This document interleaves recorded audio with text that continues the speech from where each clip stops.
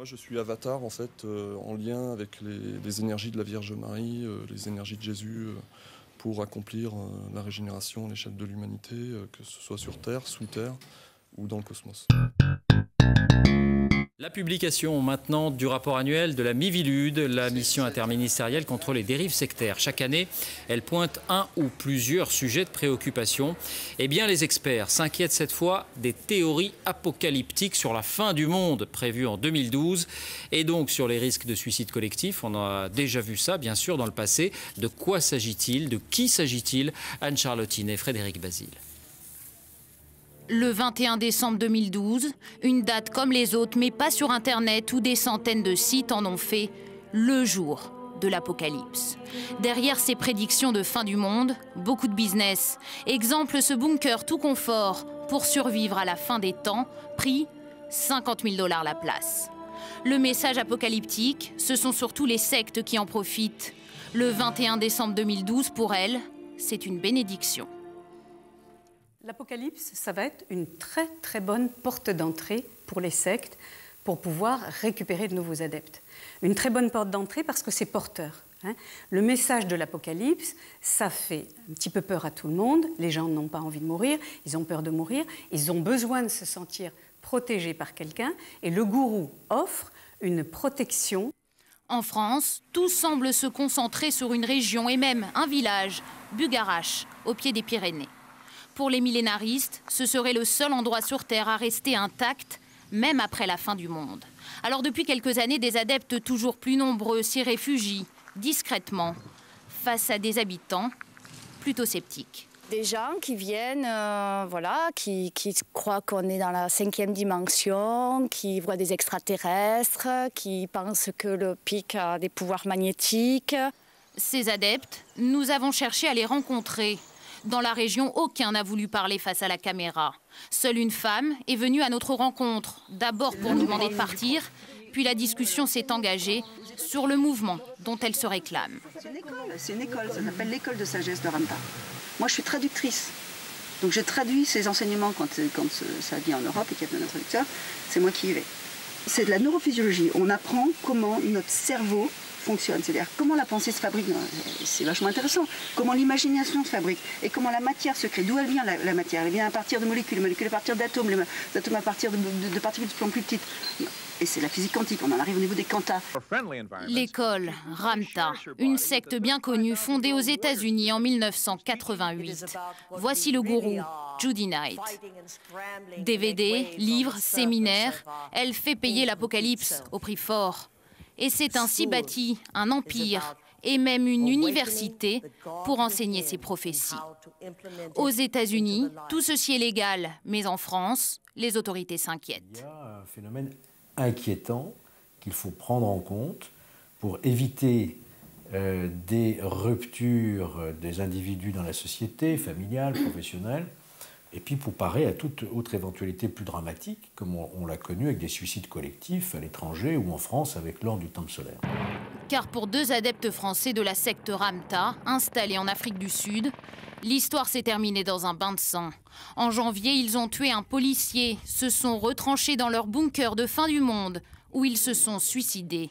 Les autorités ont retrouvé de quoi tenir un siège, des vivres, des armes et des munitions.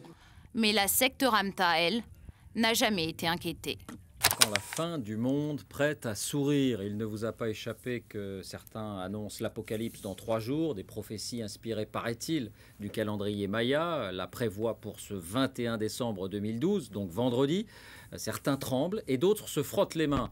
La peur du cataclysme est devenue synonyme de bonnes affaires. Dans l'Utah, aux États-Unis, reportage Maryse Burgot, Régis Massini. De métal et un ancien ingénieur, un rien original.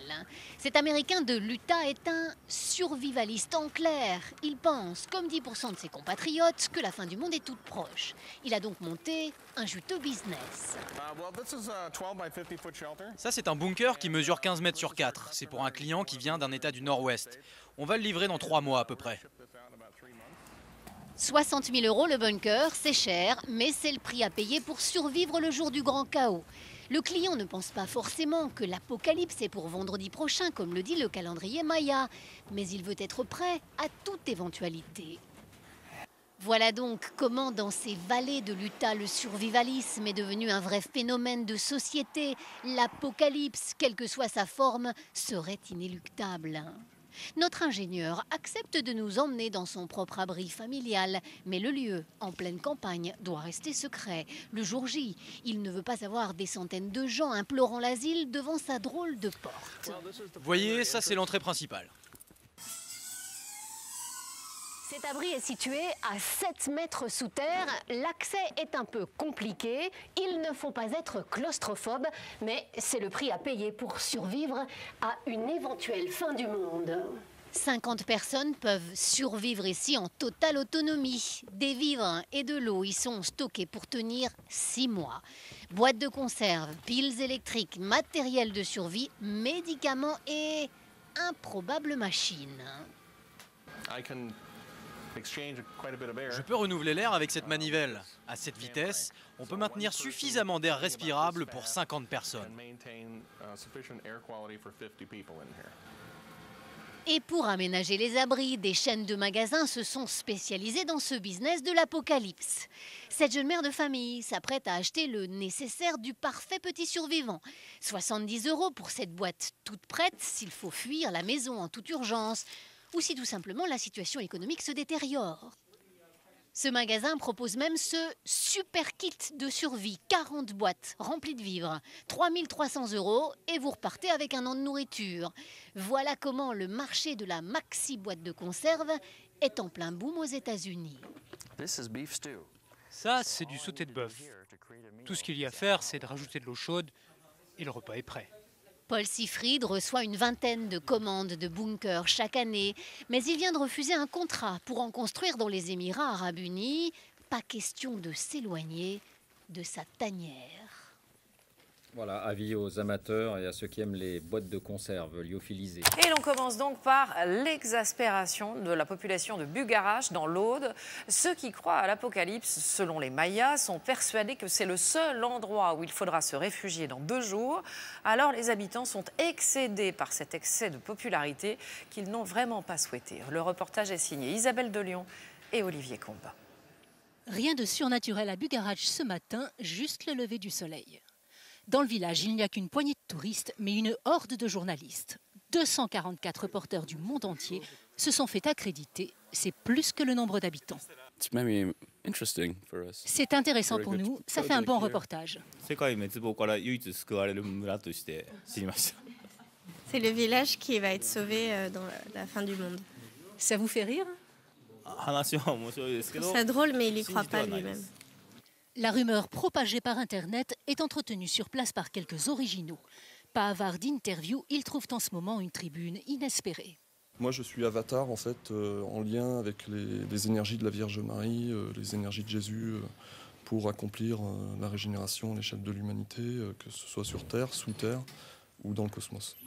Les habitants du village comptent les jours pour être débarrassés de cette réputation encombrante. Nous, ça nous fait sourire, c'est certain. On est là, on voit qu'il ne se passe rien.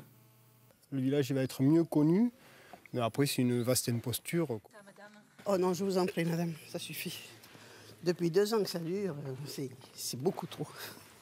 Pour protéger la tranquillité des Bugaraquois, une centaine de gendarmes filtrent depuis midi les accès au village. Placardés bien en évidence à l'entrée du village, toute une série d'arrêtés préfectoraux. Ils interdisent la montée au pic, le survol aérien, la randonnée, la spéléologie, la chasse et les pique-niques géants. L'enjeu maintenant, c'est de les faire respecter. Le Télégramme de Brest, lui, se moque de cette fin du monde très juteuse. Le quotidien rapporte que dans le petit village de Bugarache, dans l'Aude, la nuit dans un petit hôtel peut se négocier en ce moment à 1 500 €. 1 500 €, vous avez bien entendu. Il faut dire qu'il y a du monde à Bugarache, l'un des rares endroits de la planète qui survivra donc demain.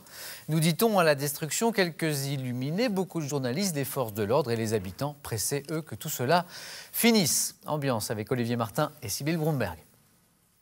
Bugarache J-1, décor planté. Aucun pèlerin de l'apocalypse dans ce village soi-disant épargné par une prétendue fin du monde. On y croit surtout l'œil de caméra, sous le regard amusé d'habitants. C'est comme ça, hein. On est les premiers surpris. Hein. Ça m'amuse, mais c'est un peu récurrent là maintenant, ça fait 2 ans que ça dure. Entre prophétie et facétie, nous sondons les croyances des uns et des autres. On est sûr qu'il va se passer quelque chose. Mais... Dès demain. Hein. Dès demain, c'est sûr qu'il y a quelque chose. Je ne sais pas si on sera encore là, en fait, le 21 décembre. La fin du monde, elle avait été prévue en 2000.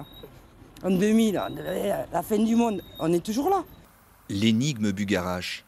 L'épicier du village, photo à l'appui, évoque d'étranges phénomènes autour du pic. Donc par exemple ici, photo classique, ciel, montagne, et en fin de compte, il y a quelque chose dedans, mais il faut le savoir pour aller le chercher. Voilà. Et juste ici, vous avez quelque chose qui n'est pas normal.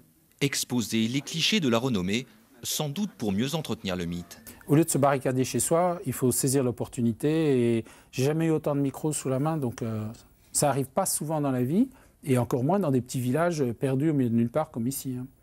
On la surnomme la montagne inversée. Nous voici dans les entrailles du pic, des galeries et des souterrains, mais aucune base secrète pour ovnis. Ce géologue en atteste, il s'agit d'un simple phénomène de chevauchement de plaques tectoniques. Le pic de Bugarache n'a rien de surnaturel. Hein. La superposition des strates, cette superposition que l'on peut considérer comme anormale, puisque les termes les plus anciens viennent reposer sur les termes les plus récents, cette superposition, elle est liée à des phénomènes géologiques, elle est liée à la tectonique. Entre mythe et réalité, un village à l'épreuve du calendrier, une veille de fin du monde à Bugarache, et ce n'est qu'un début. Voilà, et demain on vous racontera la fin du monde qui n'a pas eu lieu. Cette information ô combien essentielle. A priori, la fin du monde n'est pas pour aujourd'hui. Aucun signe précurseur d'apocalypse. Tout est calme ou presque, parce que dans le monde entier, cette prédiction donne lieu à des manifestations plus ou moins sérieuses. Christophe Duchiron, Daniel Lévy.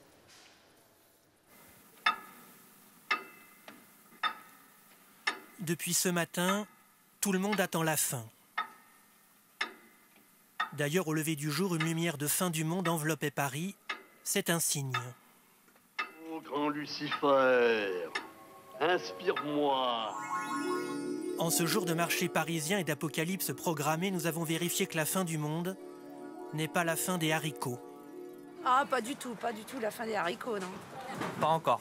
C'est pas pour maintenant. Qu'est-ce que vous avez prévu avant la fin du monde? De coucher avec ma femme. Oh, je crois que je ferai un bon repas, tiens. Depuis le temps que le monde court à sa perte, il a plutôt bien résisté à l'usure du temps, aux guerres et aux explosions atomiques. Il a résisté à l'éclipse de 1999, qu'un grand couturier avait annoncé comme une catastrophe. Accessoirement, ne dit-on pas Noël en décembre et Paco Rabanne. Je crois que la mode est prophétique. Et la mode annonce le futur. Le futur, pour moi, est une catastrophe. C'est le feu qui se répand sur tous les gens. Au hasard des prophéties, la fin du monde est annoncée depuis la fin des temps. Nostradamus, les millénaristes, les survivalistes, les chrétiens inquiets, et pourquoi pas les adorateurs du pâté de tête ou les adeptes du slip de bain. 183e annonce de fin du monde depuis la fin de l'Empire romain, ça veut dire que régulièrement, on change, en tout cas dans l'esprit du monde, on veut vraiment que ça recommence. Et c'est pour ça que la fin du monde en tant que telle n'est pas une vraie fin du monde, parce qu'il y a toujours une porte de sortie. En dépit du calendrier Maya et de ses prévisions alarmistes, d'après nos informations, la fin du monde n'est pas prévue pour aujourd'hui. Je reprocherai au service de renseignement de ne pas avoir donné exactement la date de la fin du monde. Mais elle n'aura pas lieu. Je vous le confirme, elle n'aura pas lieu. Cette annonce de fin du monde est sans doute le plus grand événement médiatique d'un non-événement. Et si nous sommes encore en vie à la fin de ce sujet, c'est que la fin du monde est pour plus tard. Manifestement, c'est pour plus tard. À Bugarache, en tout cas, on attend la journée de demain avec impatience. Et les habitants n'en peuvent plus que leur village soit considéré comme le seul refuge possible de l'apocalypse. Ils sont exaspérés par le déferlement de journalistes, alors qu'objectivement, il ne se passe rien, mais alors rien du tout. Allez, patience, demain matin, tout le monde sera reparti. Il est 19h50 et 15 secondes, ce 21 décembre. Nous sommes en direct et comme vous l'avez constaté, l'apocalypse n'a toujours pas eu lieu. Nous voilà tranquilles jusqu'à la prochaine fois. Bugarache, dans l'Aude, qui était pratiquement devenu le centre du monde, va retrouver sa quiétude. Alors, comment sur place a-t-on vécu cette journée où il ne s'est rien passé? Olivier Martin et Sybille Bromberg. La prophétie s'est vérifiée. Bugarache a bel et bien été épargné par la soi-disant apocalypse.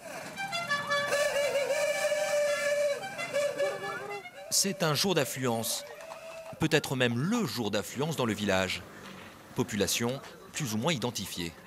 Que j'ai quelques provisions parce qu'après la fin du monde, il n'y aura plus grand-chose à manger. C'est de l'autre monde. Et on va faire la fin du monde ici. Certains se jouent des prédictions, d'autres y croient encore dur comme fer, même si leurs propos restent un peu confus. Vous voulez vraiment savoir ce qu'il y a dans cette montagne? Vous avez entreposé depuis le 6e siècle avant Jésus-Christ par les Hébreux eux-mêmes, vous avez l'Arche d'Alliance, vous avez la Ménorah et tous les objets du culte du premier temple de Salomon. Malgré la présence de quelques illuminés, aucun incident majeur n'est à déplorer. Les gendarmes auront interpellé ces deux hommes que nous avions rencontrés ce matin. Ils avaient une machette, mais ils seront rapidement relâchés. Ce soir, les autorités maintiennent l'important dispositif de surveillance. Une centaine de gendarmes restent mobilisés. Je ne pense pas que nous en ayons trop fait. Moi, j'avais dit il y a un mois, et la dépêche AFP de l'époque en témoigne, qu'il ne se passerait rien, que le dispositif de sécurité, en tout cas, serait présent, que je dissuadais les gens de venir et qu'il y aurait sans doute plus de journalistes que de badauds. Bugarache, un phénomène médiatique planétaire. 300 journalistes de 18 nationalités ont été accrédités et la montagne accoucha d'une souris. Cette prophétie sur la fin du monde avait son origine au Guatemala. Selon le calendrier maya, ce 21 décembre marque la fin d'un cycle de 5200 ans et le début d'une nouvelle ère, ce qui a donné lieu à des cérémonies sur le célèbre site archéologique du Tikal, des célébrations face à la pyramide avec de nombreuses danses traditionnelles notamment.